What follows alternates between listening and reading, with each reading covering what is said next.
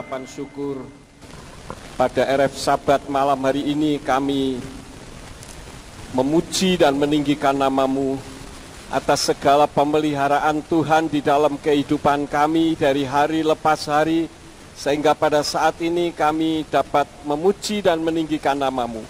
Sebentar kami akan mendengar isi hati Tuhan.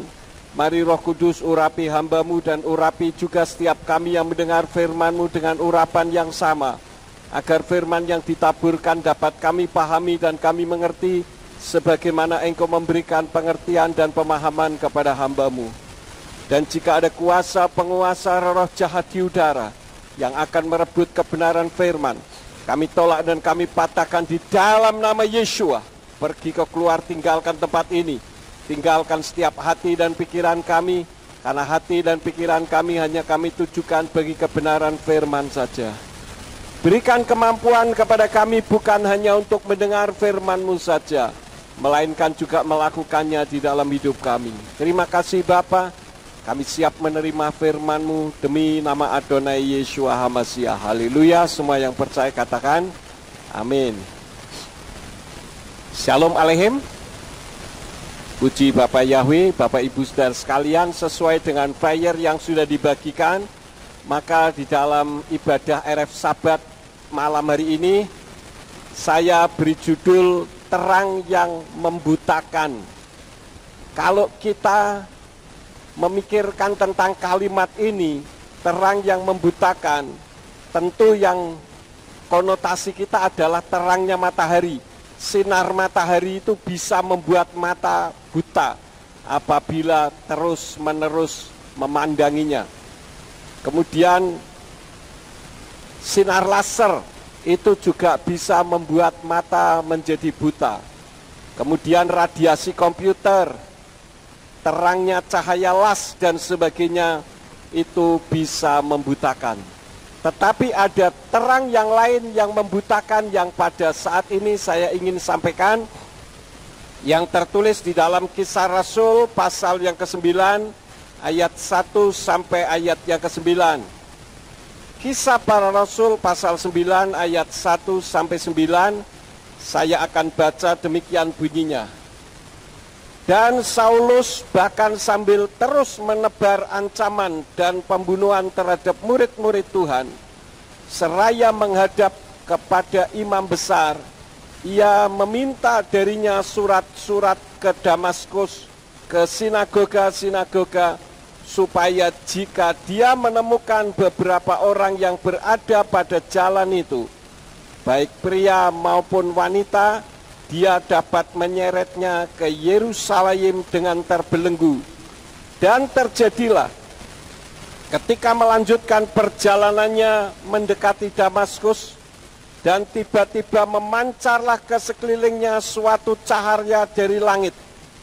Dan sambil rebah ke tanah, dia mendengar suatu suara yang berkata kepadanya, "Saul, Saul, kenapa engkau menganiaya aku?" Dan dia berkata, "Siapakah engkau Tuhan?" Dan Tuhan berkata, "Akulah Yeshua yang sedang engkau aniaya. Sukar bagimu menendang ke tongkat runcing." Lalu dengan gemetar dan heran, dia berkata, "Ya Tuhan, engkau ingin aku melakukan apa?" Dan Tuhan berkata kepadanya, "Bangunlah dan masuklah ke dalam kota, dan akan diberitahukan kepadamu apa yang seharusnya engkau lakukan." Namun orang-orang yang berjalan bersamanya berdiri termangu-mangu, karena memang mendengar suara itu, tetapi tidak melihat seorang pun. Dan Saulus dibangunkan dari tanah, tetapi setelah matanya terbuka, dia tidak melihat apa-apa. Dan dengan menuntunnya, mereka membawanya masuk ke Damaskus.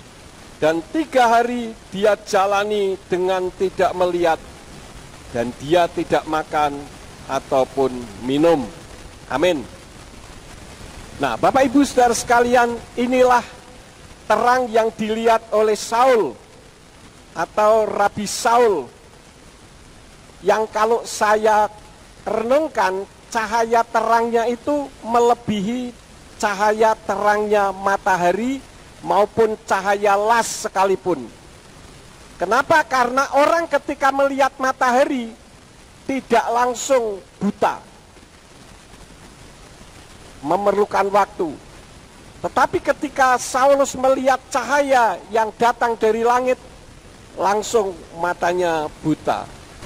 Di sini kita melihat bahwa terang yang dilihatnya itu merupakan terang supranatural yang membuat mata jasmaninya menjadi buta.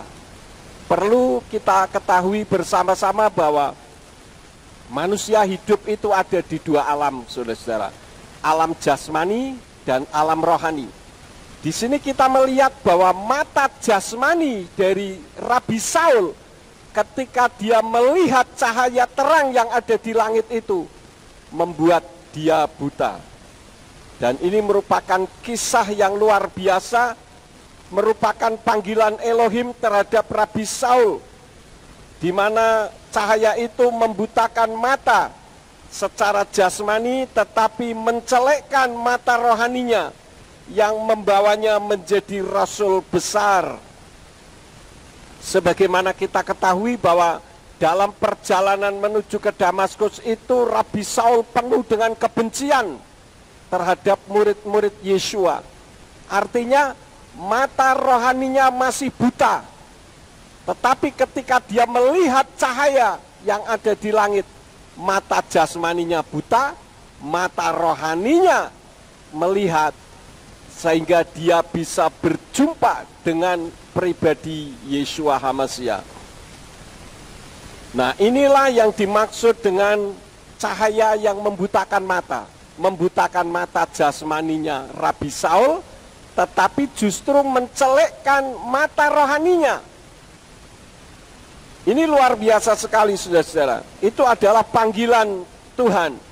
Bagaimana orang-orang yang ketika menerima panggilan Tuhan, dia akan mengubah konsep kehidupannya karena mata rohaninya mulai tercelik dan mata jasmaninya yang tadinya melihat gemerlapan dunia menjadi buta.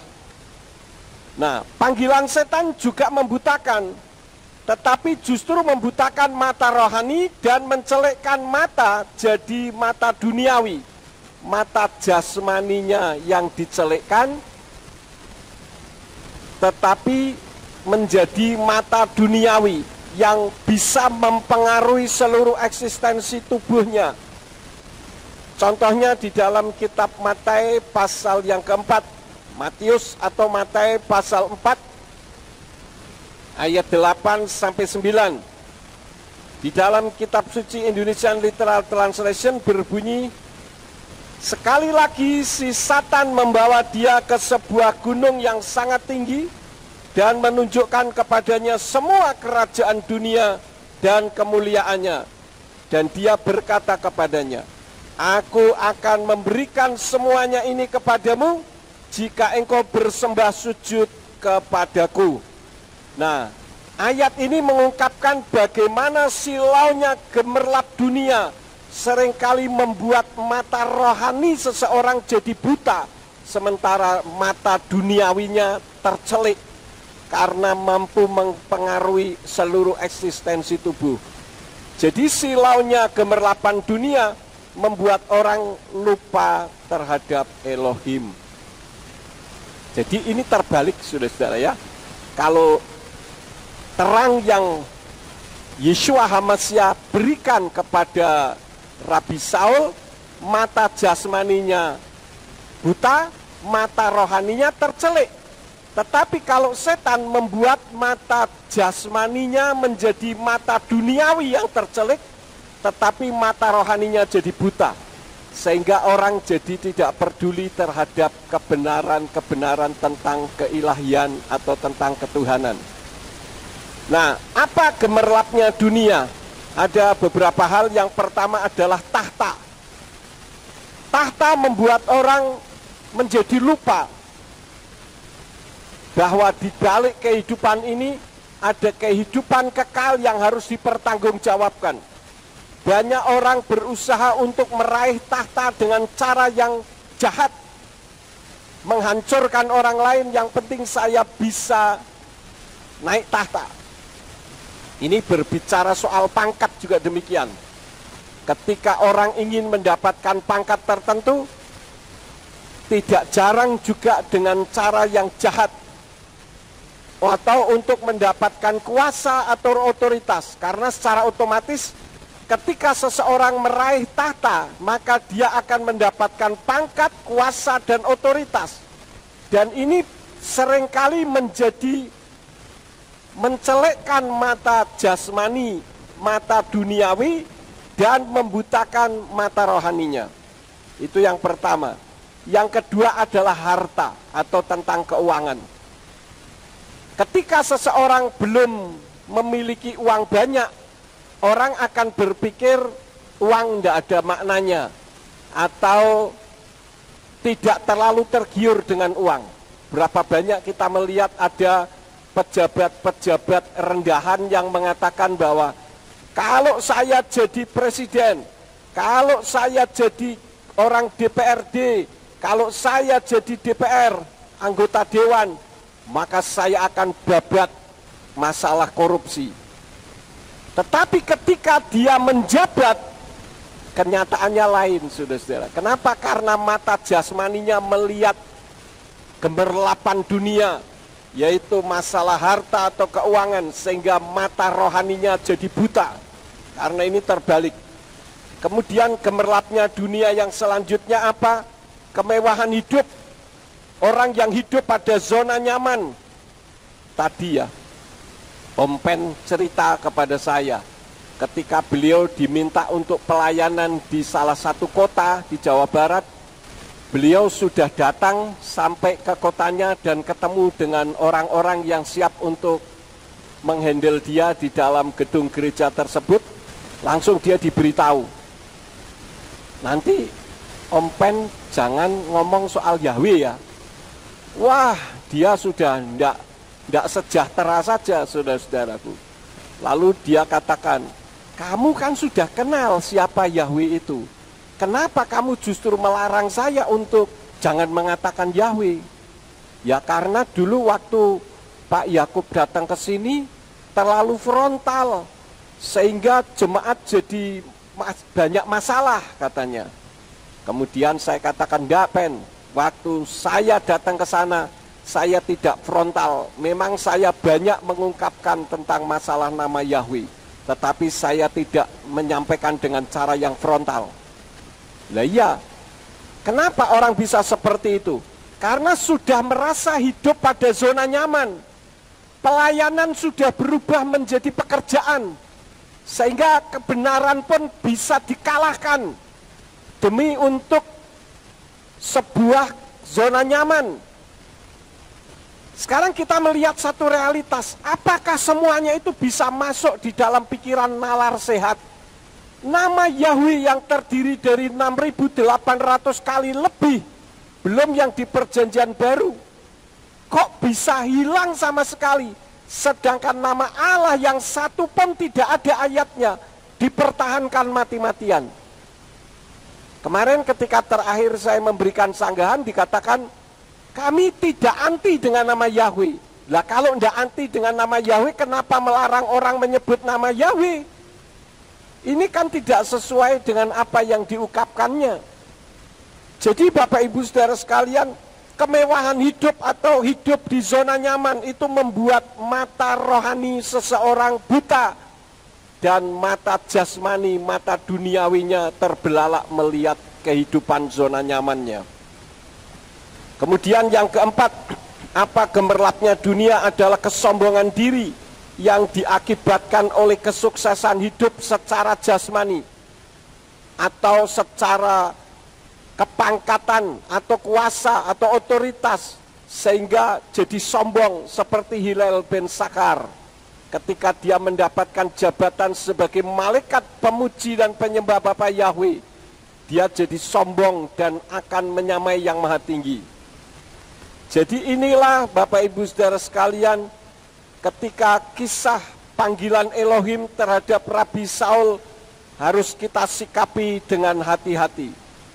Rabi Saul mendapatkan cahaya terang Dan terang itu membutakan mata jasmaninya, mata duniawinya. Hatinya yang berkobar-kobar dengan kebencian hilang ketika dia berjumpa dengan pribadi Yesua. Artinya apa? Mata rohaninya justru tercelik, sementara mata jasmaninya buta. Kemudian hal yang kedua, terang Torah yang membuatnya sebagai ahli, karena sebagai muridnya Gamaliel ternyata tidak mampu membuatnya mengenal Yesua karena baru sebatas teori. Dan ini sama seperti sahabat-sahabatnya Iyyub. Sahabat-sahabatnya Iyyub, kalau kita membaca di dalam kitab Iyyub atau kitab Ayub, kita tahu bahwa mereka berbantah-bantah dengan Iyyub karena mereka ini adalah ahli-ahli teologi, ahli Torah. Namun kalau kita membaca di dalam kitab Iyyub, tidak ada satupun sahabat-sahabatnya Iyyub menyinggung tentang nama Yahweh. Tidak ada nama Yahweh di sana. Kenapa? Karena hanya sebatas mengetahui secara teologi, tetapi belum pernah berjumpa secara pribadi dengan Yahweh Elohim, yang tidak lain adalah Yeshua HaMashiach itu. Dan itu tertulis di dalam kitab Iyyub pasal yang ke-42 ayat yang ke-7.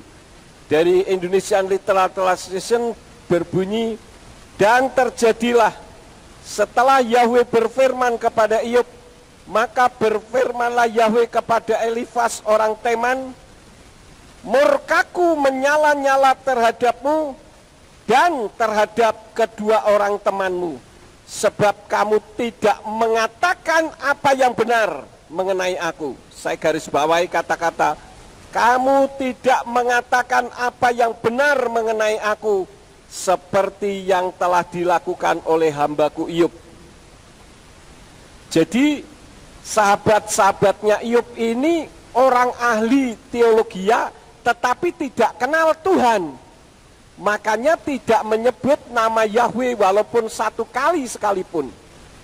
Dan ini sebetulnya merupakan gambaran dari para teolog, khususnya teolog Indonesia masa kini, yang punya 1001 macam alasan untuk menolak nama Yahweh. Kenapa? Karena yang dijadikan alasan adalah menurut orang Yahudi, menurut inskripsi anu, menurut Kristen Arab, menurut pendeta besar anu, dan sebagainya. Dan tidak pernah menurut firman Tuhan. Ini yang seringkali terjadi, Bapak Ibu Saudara sekalian. Cobalah kita melihat sanggahan-sanggahan mereka.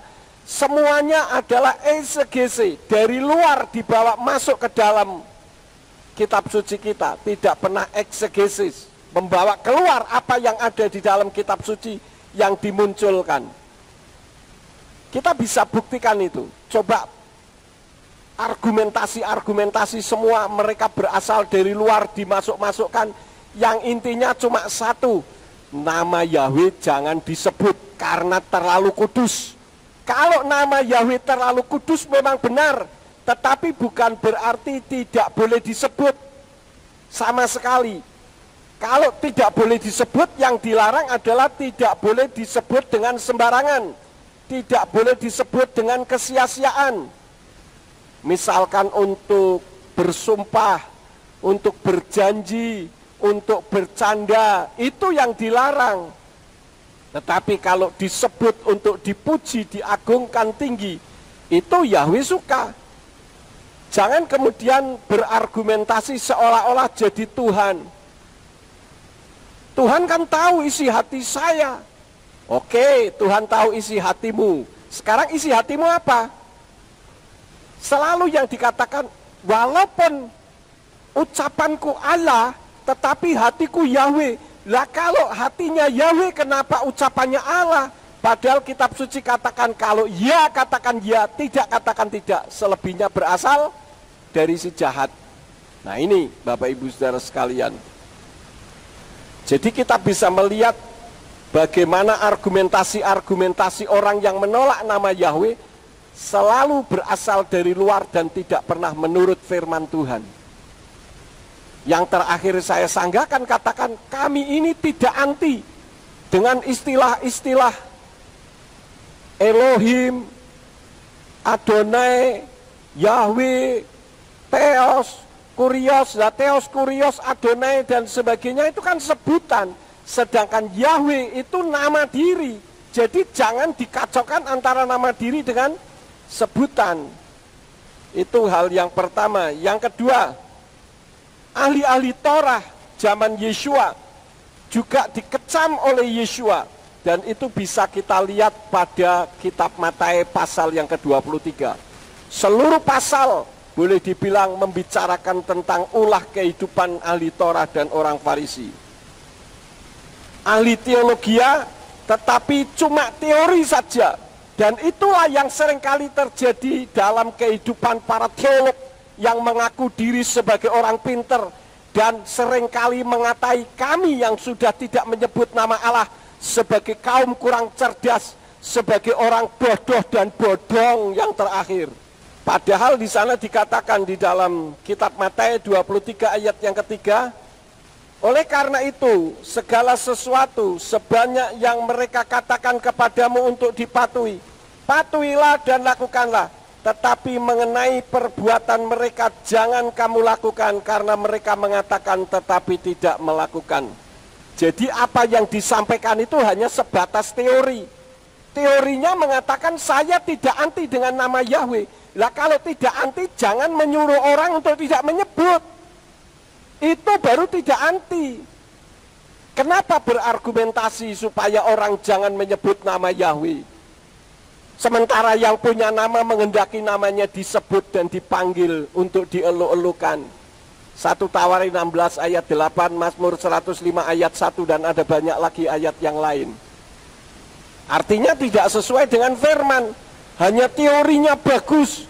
Kami tidak anti dengan nama Yahweh, tapi mengajar orang untuk jangan menyebut. Ini kan tidak sesuai, ya. Kemudian hal selanjutnya, ayat yang kelima, ahli-ahli Torah dan orang Farisi hanya mengutamakan kemuliaannya. Pada ayat yang kelima dari Matius 23 dikatakan, namun mereka melakukan semua perbuatan mereka dengan maksud supaya dilihat orang, dan mereka memperlebar tali doanya dan memperbesar ujung jubahnya. Jadi untuk kemuliaannya saja.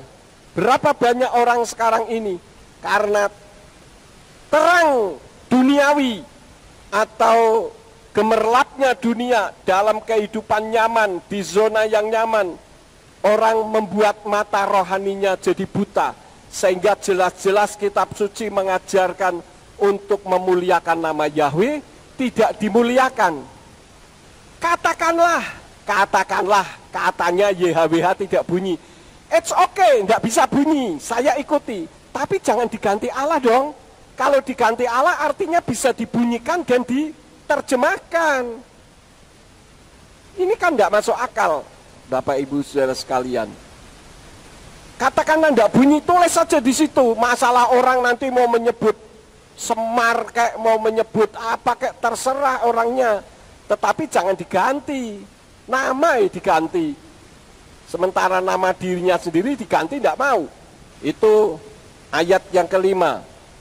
Kemudian apa yang dilakukan oleh ahli-ahli teologi, ahli Torah dan orang Farisi? Mereka ternyata adalah pencetak orang jahat yang berkedok agama. Dan ini ditulis di dalam Matius pasal 23 ayat yang ke-15 dikatakan, celakalah bagimu hai para ahli kitab dan orang-orang Farisi, hai munafik, karena kamu menjelajahi lautan dan daratan untuk menjadikan seseorang penganut agamamu, dan manakala dia sudah jadi, kamu menjadikan dia anak neraka yang 2 kali lipat daripadamu. Jadi ini menunjukkan bagaimana mereka mencetak orang-orang jahat yang berkedok agama. Yeshua tidak mengajarkan kita untuk beragama, karena agama itu hanya mengajar orang untuk berbuat baik. Tetapi lebih daripada itu, terjadinya perubahan hidup di dalam diri seseorang. Kalau masalah perbuatan baik, yang bukan Kristen berbuat baik banyak. orang mengaku diri Kristen tapi tidak punya kasih itu terlalu banyak. Saya sendiri sudah mengalami bagaimana orang-orang yang menamakan diri Kristen tetapi tidak memiliki kasih. Jadi mereka ini adalah pencetak orang jahat yang berkedok agama. Apalagi kalau sudah bicara soal masalah nama Tuhan yang mencipta langit dan bumi, mereka membara, berapi-api, ngata-ngatain yang tidak-tidak. Bahkan ketika saya diminta untuk menjadi saksi ahli di dalam penuntutan terhadap Yayasan Lembaga Alkitab Indonesia, dikatakan saya yang menuntut. Sok tahu. Kalau enggak tahu jangan bicara, seharusnya demikian. Ini membuat orang jadi benci semua terhadap saya. Dan kalaupun saya nuntut memangnya kenapa? Kan memang kesalahan terjemahan. Dan yang dituntut tidak mau mengubah, ya harus melalui jalur hukum. Memangnya kenapa? Kemudian apa yang dilakukan oleh ahli Torah dan orang Farisi sehingga Yeshua mengutukinya? Yang selanjutnya adalah mempolitisasi firman untuk kepentingan sendiri atau kelompoknya. Dan itu tertulis pada ayat yang ke-23 dari Matius 23 yang berbunyi, celakalah bagimu hai para ahli kitab dan orang-orang Farisi, hai munafik, karena kamu memberi persepuluhan selasih dan adas manis dan jintan, dan kamu mengabaikan yang lebih berat dari Torah, yaitu keadilan dan kemurahan dan iman. Seharusnya lah melakukan hal ini, tetapi tidak mengabaikan hal yang itu. Jadi mempolitisi firman hanya untuk kepentingan sendiri. Pak, saya mau tanya, Daud itu siapa sih? Mari nak lihat, menurut ayat ini, itulah Daud. Saya mau tanya tentang Isai itu siapa? Mari nak lihat kitab suci. Isai itu begini begitu. Semua diarahkan ke kitab suci, bagus. Tapi anehnya ketika tanya, saya mau tanya siapakah Yahweh itu? Menurut inskripsi, menurut Kristen Arab, menurut ini, menurut itu, menurut Talmud. Jadi semuanya berasal dari luar. Lalu pertanyaan saya, kapan menurut firmannya? Sementara firmannya yang menghendaki agar namanya disebut kok diabaikan. Mengatai kita ini, saya yang justru menyebut nama Yahweh dikatakan tidak mentaati firman atau melanggar firman. Nah yang melanggar siapa? Kan kebalik, jadi semua diputar balik tidak karu-karuan. Kemudian hal selanjutnya yang dilakukan oleh ahli Torah dan orang Farisi, hanya baik di luar tetapi di dalamnya jahat.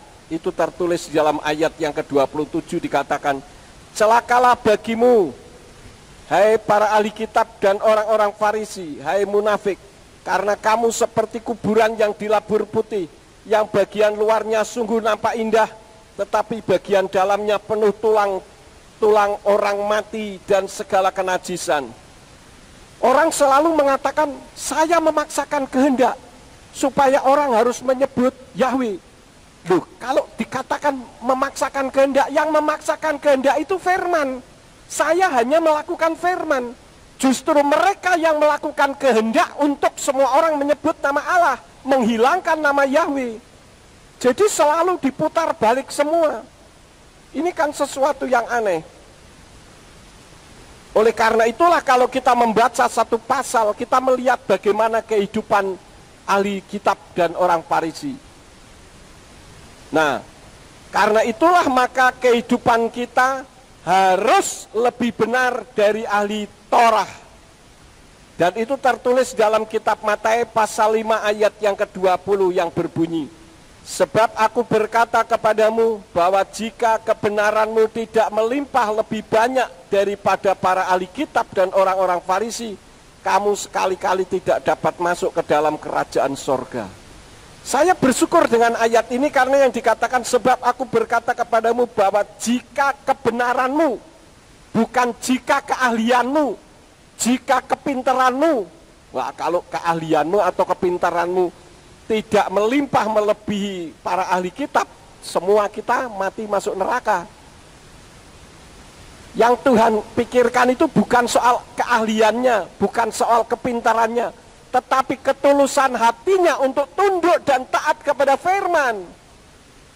Sehingga orang yang seperti ini mata rohaninya tercelik, mata jasmani, mata duniawinya yang buta. Jadi tidak mau pusing. Seperti waktu tahun 2001 saya harus disingkirkan, saya tutup mata secara jasmani, mata duniawi saya tutup. Saya melihat mata rohani bahwa nanti Bapa Yahweh akan memberikan saya kemuliaan. Dan ternyata sampai detik ini Tuhan menuntun kehidupan saya.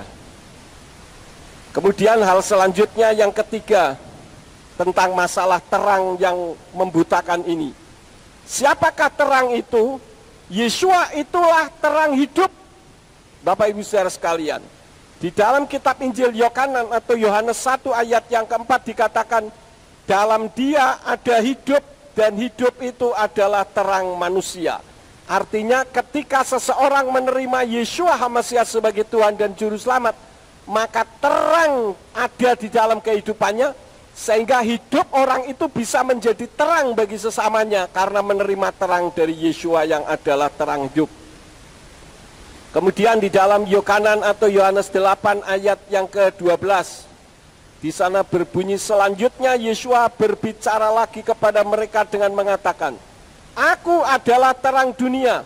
Siapa yang mengikut kepadaku, ia sekali-kali tidak akan berjalan dalam kegelapan, melainkan akan mempunyai terang kehidupan. Jadi ketika seseorang menerima Yeshua HaMasiah sebagai Tuhan dan Juru Selamat, maka mata rohaninya diterangi, sehingga mata rohaninya tercelik, sehingga mata jasmaninya tidak mampu mempengaruhi tubuhnya lagi, karena mata jasmaninya sudah dibutakan.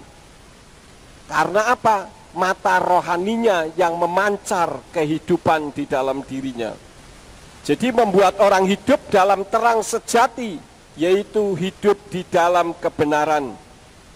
Dan ini sesuai dengan kitab 1 Yohanan atau 1 Yohanes 1 ayat yang ke-7 yang berbunyi, namun jika kita berjalan dalam terang sebagaimana dia ada di dalam terang. Jadi ketika kita menerima Yeshua HaMasiah sebagai Tuhan dan Juru Selamat, maka kita mulai berjalan di dalam terang. Kita sedang memiliki persekutuan seorang terhadap yang lain, dan darah Yeshua HaMasiah putranya sedang membersihkan kita dari segala dosa. Jadi kesimpulannya Bapak Ibu saudara sekalian, terang Yeshua justru membutakan ketidakbenaran, sehingga orang yang tidak benar itu tidak lagi hidup dalam ketidakbenaran. Terang Yeshua membuat orang mengenal nama Yahweh. Jadi kalau orang mengaku dirinya sudah masuk di dalam kebenaran firman, tetapi kalau masih menolak Yahweh, itu masih belum menerima kasih karunia dari Yeshua. Di dalam kitab Matius atau Matius 11 ayat yang ke-27 dikatakan, dari Indonesian Literal Translation berbunyi, segala sesuatu sudah diserahkan kepadaku oleh Bapakku. Artinya semua kuasa dan sebagainya ada di tangan Yeshua. Dan tidak seorang pun mengenal putra sepenuhnya selain Bapa. Jelas. Juga tidak seorang pun mengenal Bapa sepenuhnya selain putra, yaitu Yeshua HaMasiah. Jelas. Dan, nah ini, kepada siapa yang sekiranya putra atau Yeshua HaMasiah itu kehendaki untuk menyingkapkannya. Jadi ini yang harus kita hati-hati saudara-saudara. Kemarin saya sempat di WA oleh Ibu Gembala GPF Suara Kebenaran Jakarta, yaitu Ibu Gembala Priscilla, ketika memberitakan nama Yahweh. Ada orang ketika diberitakan nama Yahweh, marahnya luar biasa, kemudian dikatakan, nanti saya laporkan ke polisi karena penistaan agama. Dia bilang, bagaimana? Saya bilang, suruh laporkan, nanti saya yang menghadapi. Kebetulan kalau misalkan dilaporkan, kita bisa adu argumentasi di pengadilan. Itu yang saya tunggu dari dulu. Jadi untuk menunjukkan di mana kebenarannya. Jadi ketika tidak bisa berargumentasi, pasti yang diserang pribadinya. Berapa kali pribadi saya diserang, tidak berargumentasi dari apa yang saya sodorkan. Menyerang pribadi, kemudian ujung-ujungnya saya laporkan. Dari dulu saya sudah bilang silahkan laporkan, saya tunggu supaya lebih jelas nanti di pengadilan. Namanya firman Tuhan yang dibahas di luar firman. Jadi melalui firman ini juga ini disiarkan di YouTube. Kalau ada yang nggak terima dari Kristen yang menyembah Allah, mau melaporkan silahkan, saya siap menantikan laporan Anda. Jadi selama ini yang diberitakan kalau menurut saya seperti apa yang disampaikan oleh Rabi Saul di dalam kitab 2 Korintus pasal 11 ayat yang keempat. Di sana dikatakan, karena ternyata kamu terus bertenggang rasa dengan baik, tatkala ada yang datang memberitakan Yesua yang lain yang tidak pernah kami beritakan, atau kamu menyambut roh yang berbeda yang tidak pernah kamu sambut, atau Injil yang berbeda yang tidak pernah kamu terima. Kalau katakan hanya sekedar nama, kenapa tidak menyebut Allah kok jadi marahnya luar biasa sampai mau melaporkan dan sebagainya? Ini kan aneh. Ada apa sebetulnya ini? Berarti Yesusnya yang mereka sembah itu Yesus yang lain, yaitu Yesus yang Allah, bukan Yesus yang Yahweh. Ya, saya akan membuka di dalam kitab Injil Yohanan pasal yang ke-8 ayat yang ke-24. Di sana dikatakan, oleh karena itu aku berkata kepadamu bahwa kamu akan mati dalam dosa-dosamu, sebab jika kamu tidak percaya bahwa akulah Dia, maka kamu akan mati dalam dosa-dosamu. Ada yang mengatakan, oh yang dimaksud itu kan Mesias. Siapa bilang Mesias? Baca dong ayat 27-nya. Ayat 27-nya dikatakan mereka tidak mengerti bahwa Dia membicarakan Bapa kepada mereka. Jadi kalau tidak mengakui bahwa Yesua atau aku, kata ayat tadi, tidak mengakui aku adalah Dia, yaitu Bapa Yahweh, engkau akan tetap mati dalam dosa-dosamu. Karena di dalam kitab Yohanan, kalau tidak salah 1 Yohanan, kita lihat sebentar satu lagi sebagai ayat yang terakhir. 1 Yohanan 2 ayat yang ke-22 sebagai ayat yang terakhir. Inilah resiko orang yang menolak Yahweh. Siapakah pendusta itu jika bukan dia yang menyangkal Yesua itu bukan Mesias? Inilah antikris atau Sotan Hamasia yang menyangkal Bapa dan Putra. Jadi Bapa dan Putra ini tidak bisa dipisah-pisahkan. Bapa, Putra dan Ruach HaKodes itu satu adanya. Jadi jangan mengatakan bahwa Yesua atau Yesus itu adalah Allah. Yesus bukan Allah. Yesus itu adalah Tuhan dan Juru Selamat, dan Dia adalah Yahweh itu sendiri yang turun ke bumi dalam wujud seperti manusia.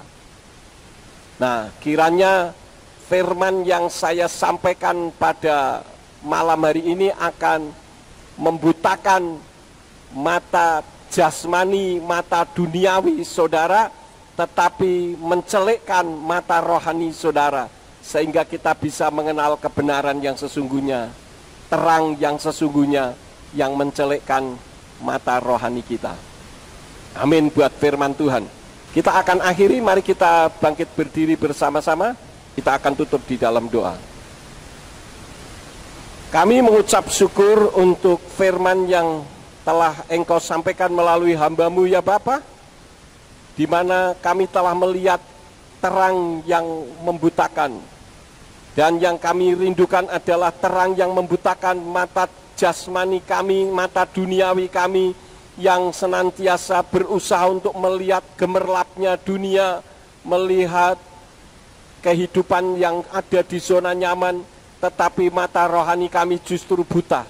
Tetapi pada malam hari ini kiranya mata rohani kami dicelikkan, disingkapkan, sehingga mata jasmani kami tidak dominan untuk mengatur kehidupan jasmani kami, tetapi manusia rohanilah yang berperan.